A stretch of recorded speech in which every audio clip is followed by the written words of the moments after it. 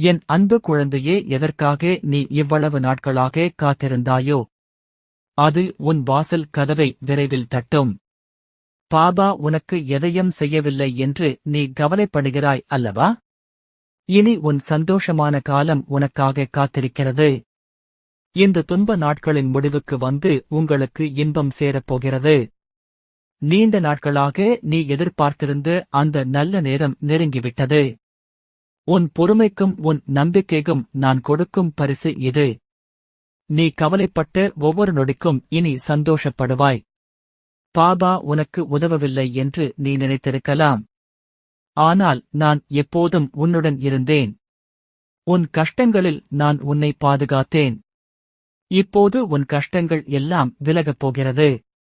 இனி உன் வாழ்வில் சந்தோஷம் கரை புரண்டு ஓடும். நீ விரும்பியதெல்லாம் உன்னை வந்து சேரும்.